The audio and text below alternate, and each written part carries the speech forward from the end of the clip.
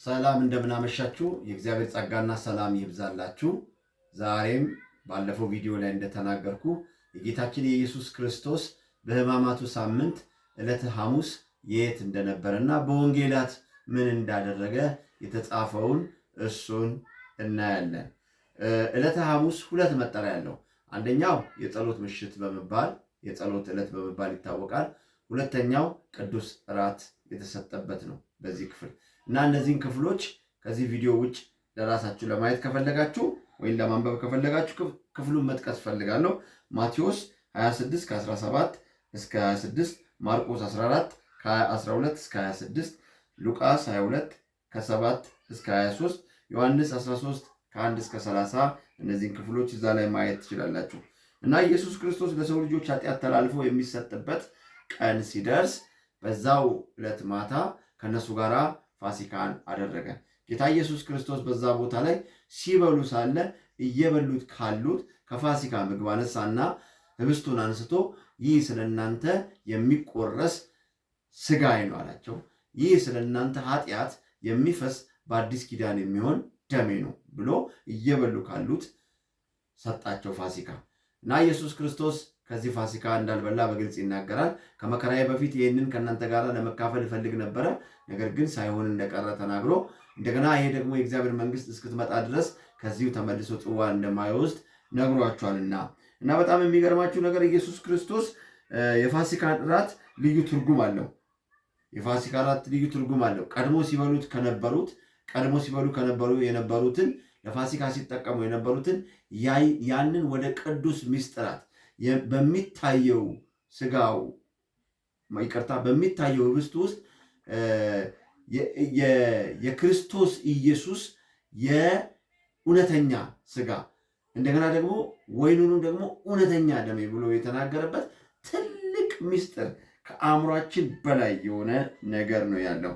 እና በጣም የሚገርማችሁ ነገር ወይኑን ከኢየሱስ ክርስቶስ ደም ጋር ተያይዟል፣ ህብስቱ ከክርስቶስ ስጋ ጋር ተያይዟል።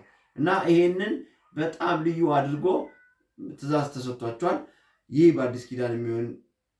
ለአዲስ ኪዳን የሚሆን ደሜ ነው ብሏል።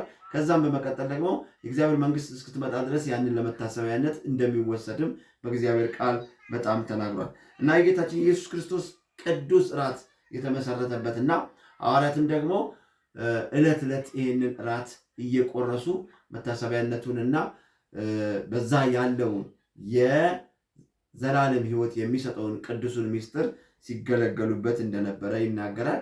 ይህንን አገልግሎታቸውን ከጨረሱ በኋላ መዝሙር ዘምረው ወጡ ይላል። እግዚአብሔር ስም የተባረከ ይሁን።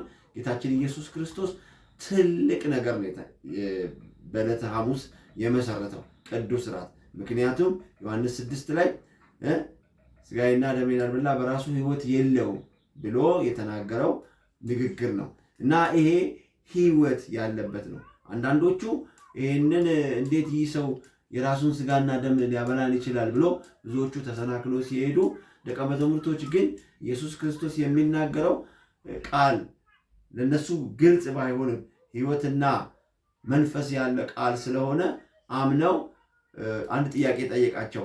እናንተስ ልትሄዱ ትፈልጋላችሁ ብሎ በጠየቃቸው ጊዜ ከአንተ ወዴት እንሄዳለን? አንተ የሕይወት ቃል አለ አሉ። ግን በኋላ ገባቸውና እነሱ ይህንን ቅዱስ እራት እነሱን ተከትሎ ለተነሱ ደቀ መዛሙርቶች ሲያቀርቡ ነበረ።